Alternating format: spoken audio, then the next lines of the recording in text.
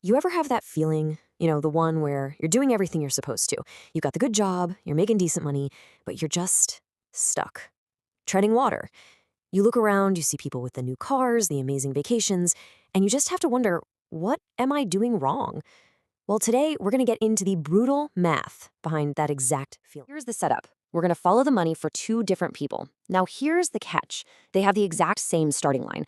They live in the same city, they're the same age, and they both pull in a solid 85 grand a year. In today's economy, you'd think they'd both be doing great, right? But trust me, where they end up, it's not just different, it's like two different universes. Okay, let's get into it.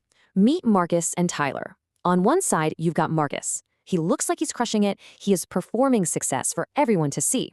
And on the other side, there's Tyler. He's quietly, almost invisibly, building actual, real wealth. And the difference between them, well, it exposes one of the most expensive traps you can fall into. So we're going to start with Marcus because his life looks an awful lot like what society tells us success should look like. Let's follow the money and see where every single one of his dollars actually goes. That $85,000 salary sounds pretty good, doesn't it? But after the government takes its cut, federal tax, state tax, the whole shebang, what actually lands in his bank account each month is about $5,200. So that's our starting number. And the first thing that money does is fly right back out the door.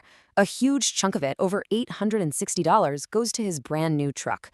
You know the one. It's got the fancy trim, the leather seats. It makes a statement. But that statement costs him nearly 17% of his take-home pay right off the top. Next up, of course, is rent. And Marcus isn't living just anywhere. He's in one of those neighborhoods that just sounds impressive when you mention it to people. That social status, that perceived prestige, it costs him $1,450 every single month. Marcus also eats out a lot. We're talking $750 a month. And let's be real, a lot of that isn't just about the food. It's about the experience, the Instagram story, the performance of being seen at the right places. And now let's throw in everything else. It's the death by a thousand cuts, right? You've got the crazy high insurance on that new truck, the gas to feed it, groceries, utilities, his student loan payment, and probably a few app subscriptions he forgot he's even paying for. It all adds up, and it adds up fast. Oh, but we're not done yet. After all of that, there's the credit card. He's carrying almost $9,000 in debt, and just to keep his head above water, he's paying the $175 minimum payment, which, is pretty much all just going to interest. So you add it all up, and the final number is just brutal. Marcus, our guy making a very respectable 85 grand a year, is actually spending $567 more than he makes every month. He isn't getting ahead, he's digging himself into a deeper hole. So why? Why does this happen? This isn't just a simple math problem. Marcus isn't stupid. He's just running on a psychological program that our modern world is brilliantly designed to exploit. We are fundamentally wired to believe the whole world is paying super close attention to us. We think that if we pull up in a 5-year-old car, everyone's going to notice and judge us for it. But the honest truth, most people are just worried about what you think of them. Yeah, there's actually a name for this. Psychologists call it the spotlight effect. It's that feeling that there's a giant spotlight following you around, highlighting your clothes, your car, every little choice you make. And that feeling, well, that's the engine that drives this constant pressure to look successful. And if you want to see what this looks like in the real world, check this out. It's absolutely fascinating. When you look at who's actually buying all the flashy, expensive luxury stuff, it's not the really wealthy people. It's overwhelmingly people just like Marcus, spending money they don't really have to project an image of a life they haven't actually built yet. So that's one path, the path of performing success. But remember, there is another way. So let's completely switch gears and take a look at Tyler. His life isn't designed for an audience. Nope, it's designed for him. Tyler's choices are, let's be honest, kind of boring.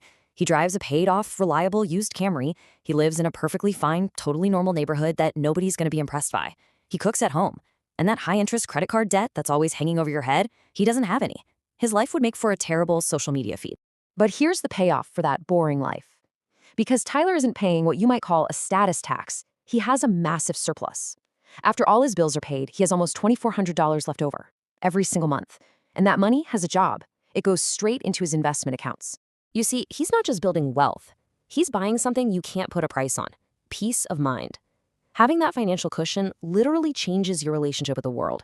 It lowers your stress. Tyler sleeps better at night. He doesn't have that low-grade panic every time an unexpected bill shows up. He's buying freedom. Okay, this is the part of the story where the two paths don't just diverge, they end up on completely different planets. That gap between Marcus's deficit and Tyler's surplus, it's the seed for something absolutely enormous, thanks to the magic of compounding. Just look at these numbers. The math is relentless. In 10 years, Tyler is almost a half-millionaire, and Marcus, still at zero. In 20 years, Tyler is knocking on the door of $2 million. Marcus is still at zero, probably with even more debt. And after 30 years, that simple, boring habit has turned into over $5 million. So after 20 years, what's the secret asset that got Tyler to nearly $2 million? Was it some genius stock pick, a lucky break in crypto? What did it look like? It looks like that paid off slightly boring, unbelievably reliable used car that freed up a small fortune every single month. You know, the #1 car brand for actual millionaires isn't some luxury German brand, it's Toyota. That Camry wasn't just a car, it was a wealth-building machine hiding in plain sight. So when you boil it all down, this was never really about who made more money. They started in the exact same spot. The enormous, life-changing gap between them came from one single choice, repeated over and over again. Are you using your money to fund the performance of success, or are you using it to build the reality of it? In the end, every single dollar you spend is a vote. It's a vote for a certain kind of future. So are you voting for a life of high payments and constant quiet stress? Or are you voting for freedom, for options, for the kind of deep peace that comes from knowing you're building something real and lasting? The math is crystal clear. The choice is yours.